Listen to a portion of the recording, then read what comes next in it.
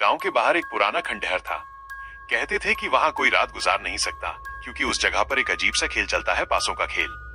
गांव के बुजुर्ग अक्सर बच्चों को चेतावनी देते थे कि उधर न जाना, मगर जैसे हर डर किसी को खींच ही लेता है, वैसे ही ये कहानी शुरू होती है 5 दोस्तों से। राहुल, विजय, अर्जुन, सुमित और अनिल, ये पांचों बचपन से साथ थे। रात को अक्सर साहसिक काम करने की शर्तें लगाते थे।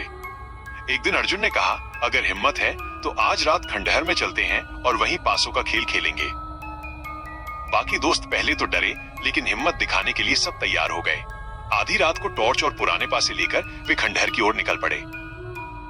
खंडहर की दहलीज। खंडहर में घुसते ही अजीब सन्नाटा था। पेड़ों से चमगादड़ उड़कर निकले और हवा में ठंडी लहर दौड़ गई। टूटी फूटी दीवारों पर काई जमी थी और चारों ओर धूप में सूखे पत्तों की चरमराहट सुनाई देती थी। बस कुछ देर का खेल है, फिर वापस निकल चलेंगे, विजय ने कहा। वे पांचों फर्श पर एक टूटी मेज को पलटकर उसके पास बैठ गए, पासे मेज पर रखे और खेल शुरू किया। पहला दांव। सबसे पहले पासा राहुल ने फेंका। पासे पर 6 आया। अचानक अंधेरे कोनों से धीमी धीमी हंसी सुनाई दी। किसकी हंसी थी ये? सुमित ने कांपते हुए पूछा। शायद हवा होगी, अर्जुन ने हिम्मत दिखाते हुए कहा। लेकिन दिल की धड़कनें तेज हो चुकी थीं। दूसरा दांव। अब बारी विजय की थी। उसने पासा फेंका, 4 आया। तभी दीवार पर टंगी पुरानी तस्वीर गिर पड़ी और उसका शीशा चकनाचूर हो गया। ये क्या? पासा फेंकते ही ऐसा कैसे हो गया? अनिल बड़बड़ाया। सभी के चेहरे पर डर साफ झलक रहा था। तीसरा दांव। सुमित ने पासा उठाया और मेज पर फेंका। पासे पर 1 आया। उसी समय खिड़की अपने आप धड़ाम से बंद हो गई। पूरा कमरा अंधेरे में डूब गया। सुमित चिल्लाया, ये खेल सामान्य नहीं है। चौथा दांव। अब बारी अनिल की थी। उसने घबराते घबराते पासा फेंका। पासे पर 3 आया। तभी उसकी गर्दन पर किसी ठंडी सांस का एहसास हुआ। उसने पीछे पलटकर देखा तो दीवार पर परछाई खड़ी थी, लंबी, बिना चेहरे की परछाई। सबके हाथ पांव कांपने लगे। 5वां दांव। अब अर्जुन की बारी थी। उसने मजबूरी में पासा फेंका। पासे पर 2 आया। अचानक खंडहर की छत से धूल झरने लगी और छत से लाल रंग की बूंदें टपकने लगी। ऐसा लग रहा था जैसे खून टपक रहा हो।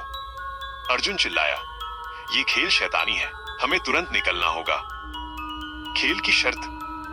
लेकिन तभी पासे खुद ब खुद हिलने लगे। सबने देखा कि पासे टेबल पर घूमते हुए अपने आप एक शब्द बना रहे थे, पूरा करो। सभी दंग रह गए। मतलब ये कि खेल अधूरा नहीं छोड़ा जा सकता था। अगर हमने खेल रोका तो शायद जिंदा नहीं लौट पाएंगे, राहुल ने धीरे से कहा। खेल जारी। एक एक करके सबको पासे फेंकने पड़े। हर बार कोई न कोई डरावनी घटना घटती। कभी दरवाजे खुद खुलबंद होते, कभी सीढ़ियों पर भारी कदमों की आहट आती, कभी पासे से बच्चों की चीख सुनाई देती। सभी दोस्त फंस चुके थे। आखिरी दांव। अब खेल का आखिरी राउंड बचा था। नियम यह था कि जिस पर 7 का योग आएगा वही जीत जाएगा और बाकी सबको बलि देना होगी। राहुल ने पासे उठाए। उसकी हथेलियां पसीने से भीग चुकी थीं।